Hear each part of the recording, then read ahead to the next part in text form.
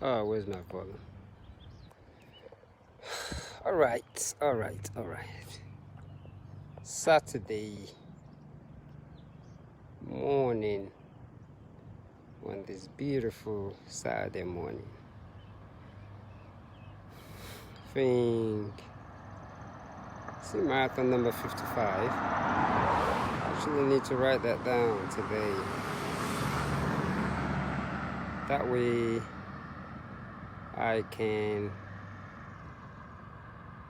keep track on what I've actually been doing. So I think today marathon 55. I won't call it a marathon anymore. It's almost like it's a meditative jog slash stretching exercise, because I just do yoga, the push-ups every 5 miles, and it really brought my whole thing about yoga to the next, it brought my yoga practice to a different thinking. So this thing called the art of running. So yeah, so pretty much right now this has become for me what I would call the art of running, meaning understanding what makes us be able to push our body and how to sustain those endurance for a long time. So it's pretty much what I've just dabbled into over the years, the whole spiritual aspect of it. Moving the body according to the way it's supposed to, and following the rules of gravity. Following the rules of gravity sometimes can be very difficult, because like everything we do in life, we like to fight against life. We don't know how to just roll with it and realize that sometimes life is like a current. Yes, that's what I've realized. Life is like a current. And when you learn how to move with that current, it's just like being in the ocean. For some of us who don't swim very well, we'll probably go in there and start moving against the currents, and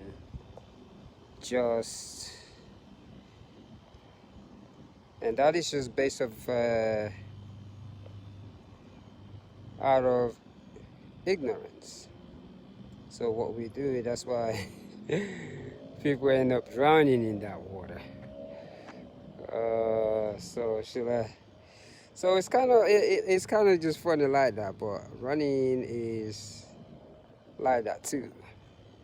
Even though a lot of people think that they're running, and the sun has gotten into this thing, it's making it a little blurry, but I'll walk with this. Even though a lot of us think we're running, we are actually too much on that pulling against the body, and that's why we get hurt when we run, because we don't know how to move the body into positions. We have yet to understand the true meaning of what I call calisthenic yoga. Instead of just getting into the yoga pose straight away, do your push-ups, which help us build the upper body. And I'm just saying this out of desperation. That's how I got to know this, because that was the only option for me. Because I realized I just got into a push-up pose by accident when I had my little fender in my back, and being the fact that I don't take no medicine, I was looking for ways to ease off the pain, and I'm like, oops, this feels good. And that's how I begin to do the push-ups and do the yoga stretching. So it is just amazing just how being able to do like 10 or 15 push-ups and get into poses. So pretty much during the yoga section, if I do it all day, I usually get about 500 push-ups a day in. So I'm still slacking with my other 500. So that is the goal right now, the other 500. And I'm looking at it and I'm really amazed about how the body actually can heal itself just by doing it gradually. The whole thing with what I call calisthenic yoga is you really have to give it a lot of time. You have to really, really, really work at it. It has to be every day. You cannot miss it, or else you will not get the result. It has to be every single day. If all you can do during your yoga session is push up, lift your body twice to get into the pose, you have to practice every single day. And a lot of time, the best time to practice is in the morning. So those are the things that I have implemented then during the runs. I begin to stop every 5 miles and just do push-ups and yoga, and I'm in the park and do push-ups and getting into yoga pose. And absolutely amazing too, because I begin to stretch my body out even more, so my lower back is opening up, and I kid you not, it is hard work. And I mean extremely hard work, because our body carries a lot of stress, and what happened over the years of stress, if you do not know how to breathe into the body, if you do not know how to breathe into the body very gently, that's how you hurt yourself. So to learn how to breathe into the body requires you doing the same repetition of thing every single day until your brain begins to teach you how to actually breathe into that body, and you can actually feel yourself stretching your body out. So what it does is it creates that inner strength, you build that chi, but it's extremely, I would say extremely difficult. I mean, can you imagine during a 26-mile run at mile 20 doing push-ups and holding the pose? That's what makes it so unique, because at that time, you're mile 20, you're doing your push-ups, you get into a yoga pose, and the only thing that will sustain you is the energy that you put in your feet and your stomach, because it's not that heat, it's internal strength that begins to carry you. You begin to learn how to use it. So it's pretty much like metaphysics yoga. Metaphysics yoga is extremely, extremely powerful, and it requires a lot of hard work. Because every time when you're pushing your body, it looks like it's not doing anything, but it's actually responding. And it might take 6-7 months before you even get your result.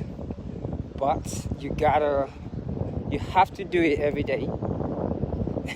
And you have to sit and meditate every day also.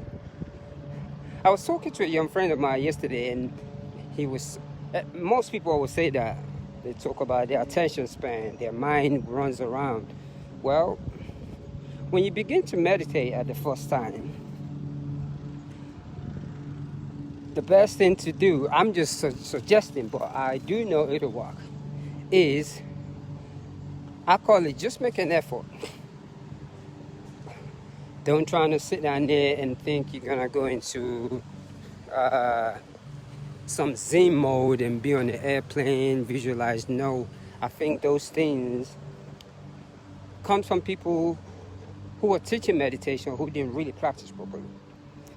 The beginning of your meditation should be just make that effort. Sit with that anger, no matter what it is.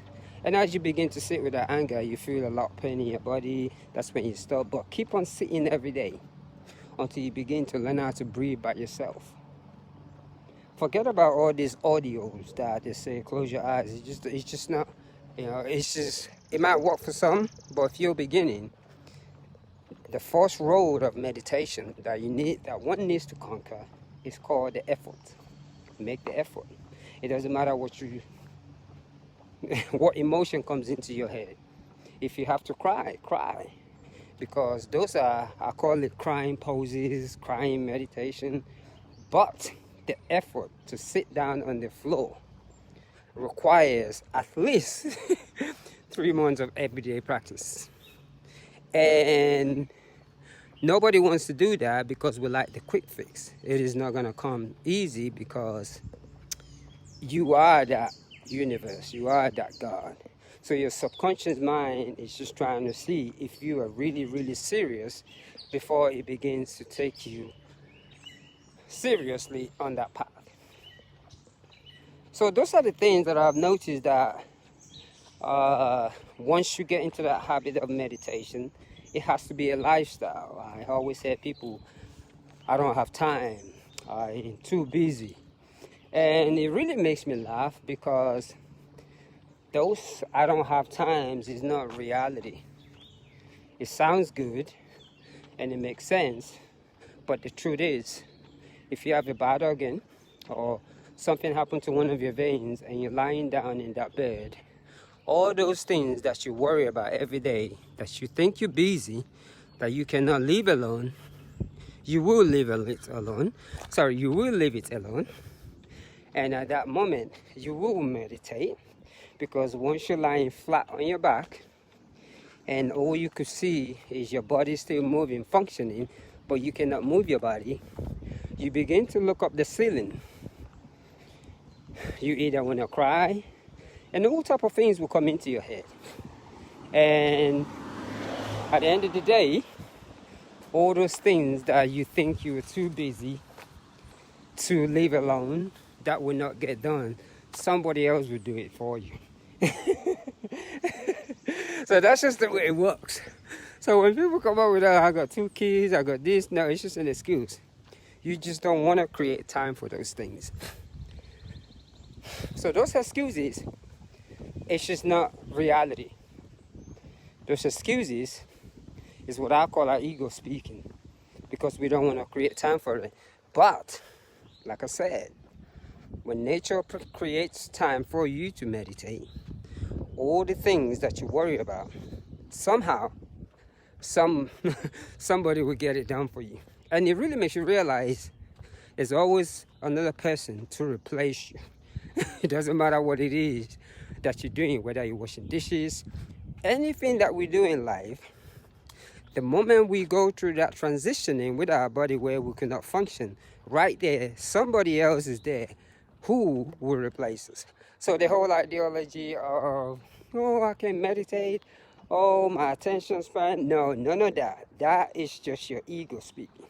Because trust me, when you're laying in that hospital bed, I don't care how fast your mind is, you are going to sit your biscuit down in that bed because you can't move. So all those excuses that we make, I look at it, I just laughed.